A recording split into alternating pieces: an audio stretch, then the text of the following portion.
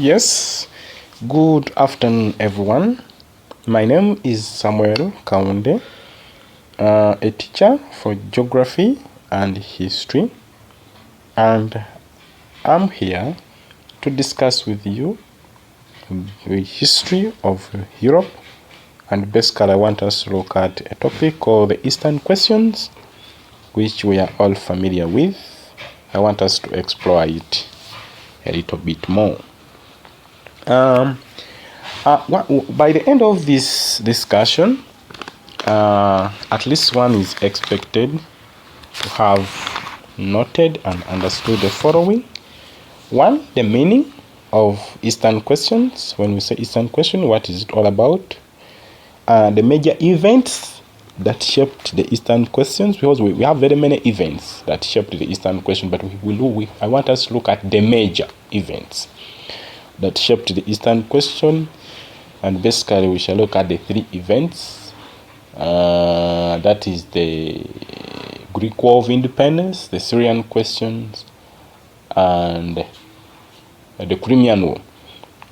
And lastly, by the end of this session, one is expected to have noted some reasons why the Ottoman Empire was branded as a laughingstock of Europe, or some people branded it as a sick man of Europe, or we can say, actually we mean why the Ottoman Empire finally declined, that is in the 19th century. So, what was the Eastern questions?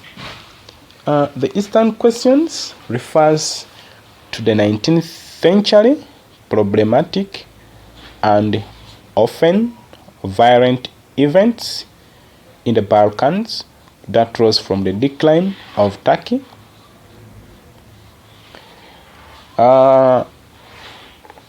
It should be noted that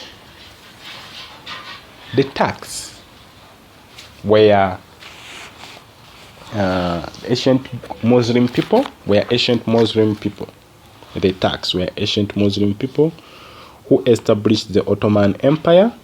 That was in 1356, and they established this Ottoman Empire with their capital that was based at Constantinople. And it was from this nucleus of Constantinople that the Turks started making aggressive and expansionist policies, which later led to the creation of this large empire, which is called the Ottoman Empire. So this Ottoman Empire extended from North Africa and covered some parts of Asia, and these Turks ruled different nationalities, such as the Serbs, the Greeks, Africans, Arabs. We had Bulgarians, Wallachans, Moldavians, Macedonians, and very many others. So, therefore, it was based on this that this empire was regarded as a heterogeneous empire. Why? Because it composed of people of different race, religion, language, culture, and customs. So, this therefore means that these Turks had to create a strong military machinery which could defend the empire and enable it to expand.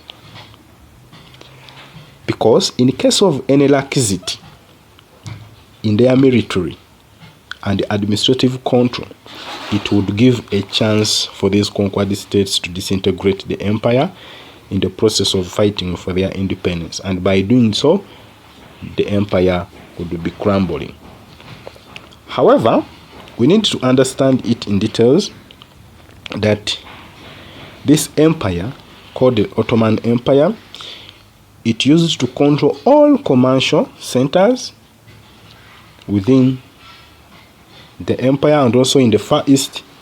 They used to control the Mediterranean region around the Black Sea and the rest of Europe. The empire had a lot of wealth. However, unfortunately, by the end of the 18th century, the Ottoman Empire started to decline. And by the beginning of the 19th century, it had begun to disintegrate. So we need to understand these Eastern questions slowly. But what I want to tell you, it is that the Eastern questions, as we have said, that it was just the 19th century problematic and often violent events in the Balkans that arose from the decline of Turkey. So the Turks, as I told you, that they had established a very large empire comprised of different nationalities, as I've told you those nationalities. It was established in 1356 with its capital that was based at Constantinople. So it was based on this nucleus of Constantinople that they were able to make aggressions and expansionist policies which led to the creation of that large empire. So if we are to proceed here, we can look at here and say that it was because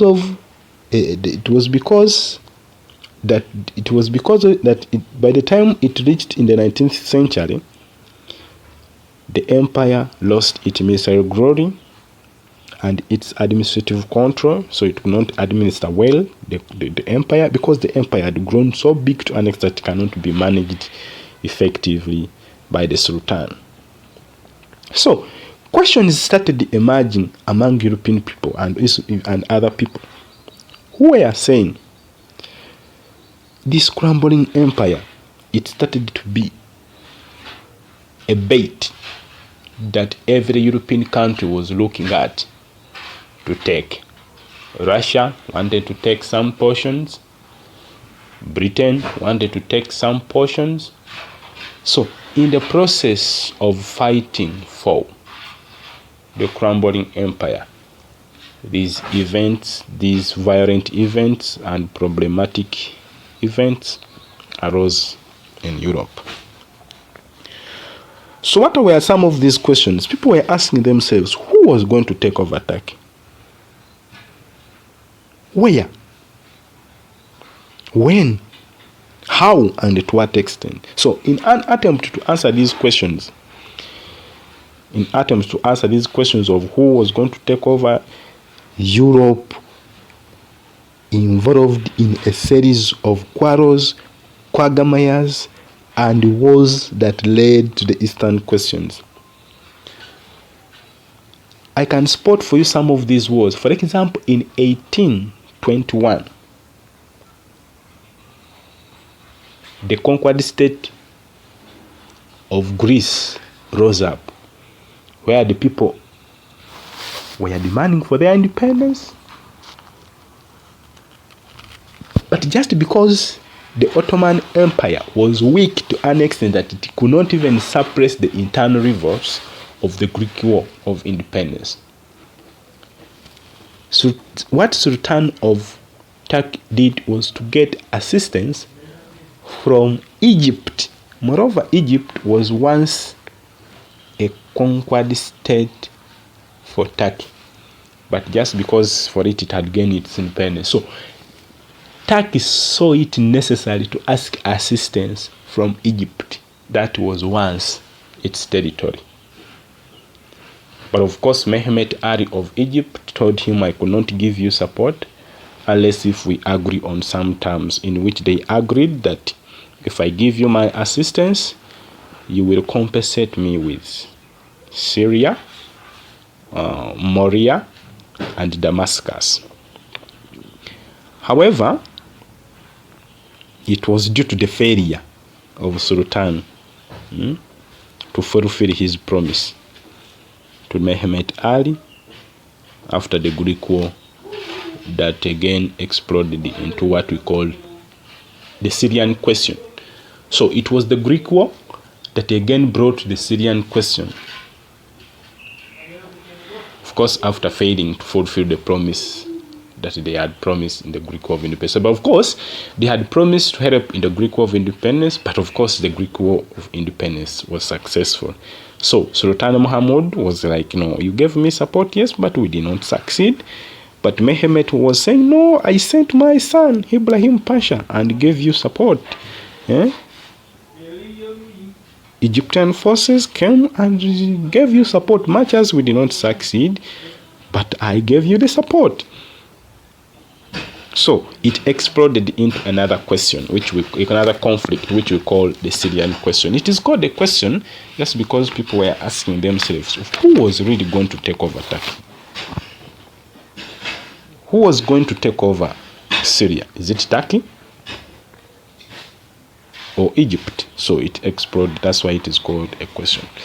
Again, there was another conflict that rose up, which we call the Crimean question, the Crimean War. It's not a question, it's called the Crimean War. And we all know that the Crimean War, it was a war that also emerged between Russia and other powers like France, Britain, in which Russia had occupied some states of Turkey, that is Wallachia and Moldavia, which became a threat to these powers like France and Britain. They thought if Russia intervenes in the affairs of the Ottoman Empire, maybe Russia may violate the principle of equality, the principle of power balance, and also maybe may influence the trade affairs and the economic affairs, which may limit these powers like France and Britain also to enjoy the benefit. So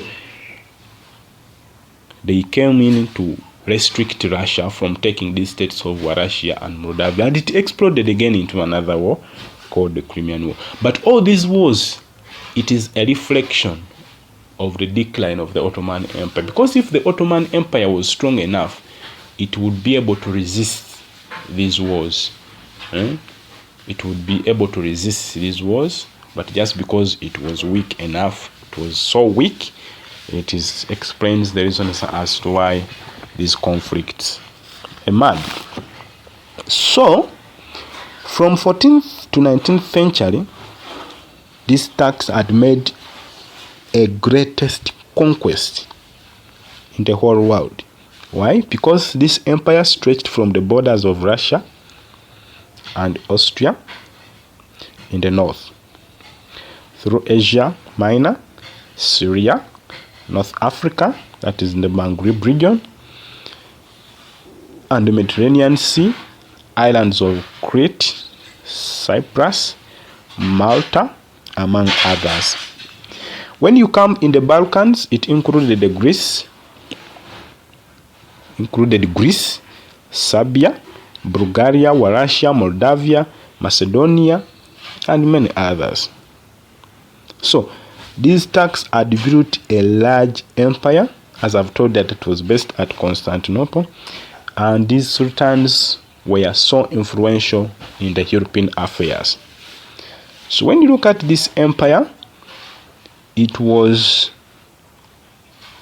so heterogeneous empire that was composed of people from different race, religion, language, culture, customs, and it was these diverse nationalities that made the Ottoman Empire to lose control administratively, militarily, and it could not really manage it well. So it explains as to why by the beginning of the 19th century, this empire drastically declined, and this was due to political, economic, military, and administrative weaknesses on which the Nicholas II based on to describe Turkey as the sick man of Europe.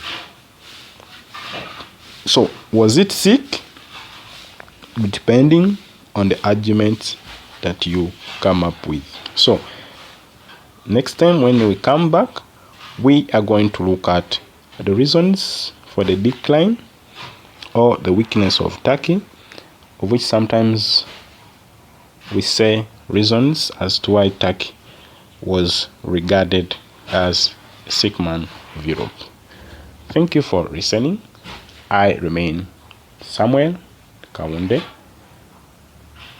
a teacher for geography and history. May God bless you.